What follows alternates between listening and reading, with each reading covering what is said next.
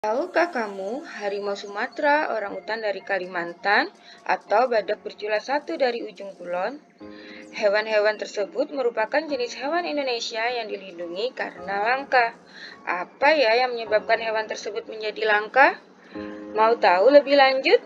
Yuk ikuti pembelajaran kita kali ini. Assalamualaikum warahmatullahi wabarakatuh.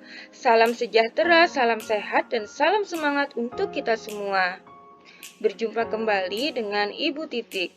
Di video kali ini kita akan belajar tentang pelestarian hewan dan tumbuhan, materi kelas 6, tema 1, selamatkan makhluk hidup, subtema 3, ayo selamatkan hewan dan tumbuhan, muatan pelajaran ilmu pengetahuan alam.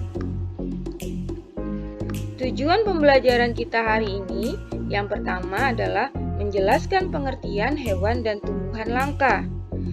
Kedua, menjelaskan penyebab langkanya hewan dan tumbuhan. Dan yang ketiga, menjelaskan cara pelestarian hewan dan tumbuhan langka agar tidak punah. Indonesia kaya akan beragam flora dan fauna yang tersebar di berbagai wilayah. Ada berbagai macam hewan dan tumbuhan di Indonesia yang saat ini terancam punah. Jika tidak dilestarikan, hewan dan tumbuhan tersebut bisa benar-benar punah. Apa ya faktor penyebabnya? Faktor penyebab kepunahan ada dua, yaitu faktor alam dan faktor manusia. Faktor alam disebabkan karena sulit beradaptasi dengan lingkungan. Yang kedua, memiliki tingkat perkembangbiakan yang lambat dan terjadinya bencana alam. Sedangkan faktor manusia yaitu penebangan dan pembakaran hutan, perburuan liar, eksploitasi secara berlebihan, dan pembuangan sampah ke alam. Apa pentingnya bagi kita melestarikan hewan dan tumbuhan? Yang pertama adalah agar tidak punah. Ada yang tahu apa arti kata punah? Punah artinya habis semua sehingga tidak ada sisanya. Yang kedua, agar bisa dimanfaatkan oleh manusia sebagai sumber makanan. Tapi ingat, dalam memanfaatkannya harus bijaksana. Yang ketiga, menjaga keseimbangan ekosistem antara produsen dan konsumen. Yang keempat, dapat dimanfaatkan sebagai sumber belajar. Berikut beberapa contoh hewan langka di Indonesia. Hewan langka adalah berbagai jenis hewan yang keberadaannya sulit ditemui di alam bebas, jumlahnya terbatas, dan hanya hidup di suatu daerah tertentu. Harimau Sumatera merupakan salah satu hewan yang terancam punah. Hilangnya habitat harimau Sumatera dan meningkatnya perburuan liar menjadi penyebab utamanya terancam punah. Harimau Sumatera diburu untuk dimanfaatkan bagian tubuhnya. Komodo. Komodo terdapat di Pulau Komodo, Nusa Tenggara Timur. Keberadaan komodo terancam punah disebabkan karena perburuan liar, perubahan lingkungan, dan berkurangnya sumber makanan. Badak bercula satu. Badak bercula satu ini hidup di ujung kulon Banten. Populasi badak bercula satu semakin menurun karena banyaknya perburuan liar. Biasanya para pemburu mengambil cula badak untuk dijadikan obat. Orang utan juga termasuk hewan yang terancam punah.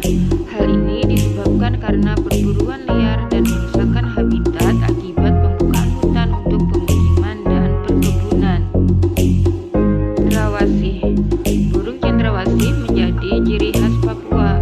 Populasi cendrawasih semakin menurun disebabkan maraknya penangkapan, penebangan hutan, pencarian kayu gaharu, hingga perubahan lingkungan dan sifat reproduksi burung ini yang sangat lambat.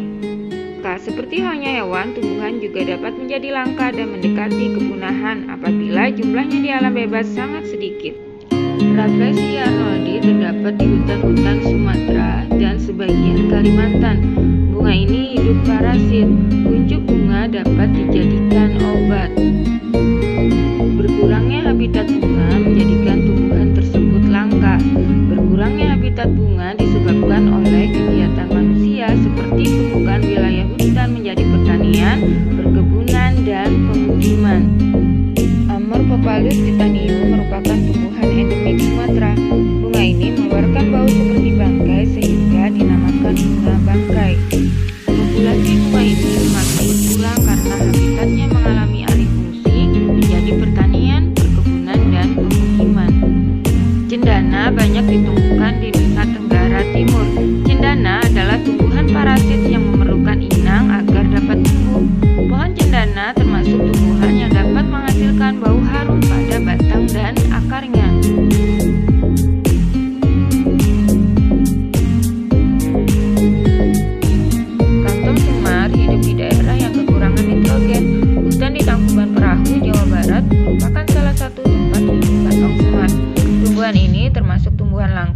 disebabkan oleh eksploitasi berlebihan, pembakaran liar, dan alih fungsi hutan. Apa saja ya upaya yang dapat kita lakukan untuk melestarikan hewan dan tumbuhan? Upaya pelestarian hewan. Yang pertama, memahami pentingnya pelestarian hewan. Ini berarti kita memahami cara merawat hewan dengan baik, misal jenis makanannya dan kebersihan kandangnya. Kalau hewan tersebut termasuk hewan langka, maka kita tidak boleh memeliharanya. Kita serahkan hewan langka tersebut ke Balai Konservasi Sumber Daya Alam. Yang kedua, tidak melakukan perburuan liar dan jual beli hewan langka.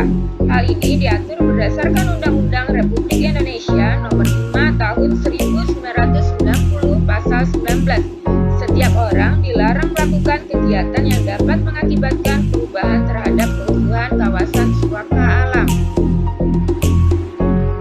Yang ketiga yaitu pelestarian hewan secara in situ dan ex situ. Pelestarian in situ dilakukan di tempat asli atau habitat asli hewan tersebut. Contohnya swaka marga satwa dan cagar alam. Yang kedua, pelestarian ex situ. Pelestarian ex situ dilakukan di luar tempat tinggal asli atau habitat asli hewan tersebut. Contohnya kebun binatang dan taman safari. Nah, ini adalah contoh pelestarian in situ yaitu swaka marga satwa Padang Senihan ya. Ini untuk melestarikan gajah Sumatera. Dan yang kedua contohnya adalah cagar alam Gebukan yang terdapat di Jawa Tengah.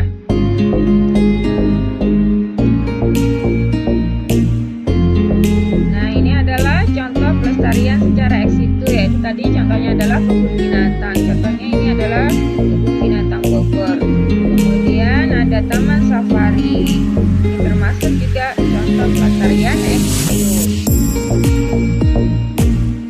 Upaya pelestarian tumbuhan. Yang pertama adalah mengembangbiakan tumbuhan yang sudah kita manfaatkan. Cara mengembangbiakan tumbuhan bisa secara vegetatif alami maupun vegetatif buatan. Yang kedua adalah tidak menebang pohon sembarangan. Yang ketiga, melakukan tebang pilih. Tebang pilih adalah menebang pohon yang sudah tua dan tidak menebang pohon yang masih muda. Setelah melakukan tebang pilih, kita harus menanam kembali bibit pohon dan melakukan reboisasi agar tidak terjadi kerusakan ekosistem. Yang keempat adalah pelestarian tumbuhan secara in situ dan ex situ. Yang kelima adalah mengembangbiakan tumbuhan langka dengan kultur jaringan. Nah, ini adalah contoh mengembangbiakan tumbuhan dengan kultur jaringan.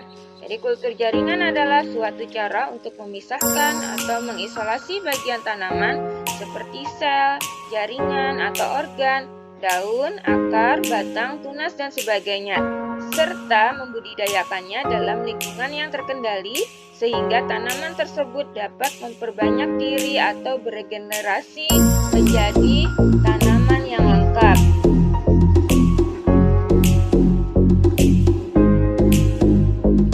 Demikianlah pembelajaran kita tentang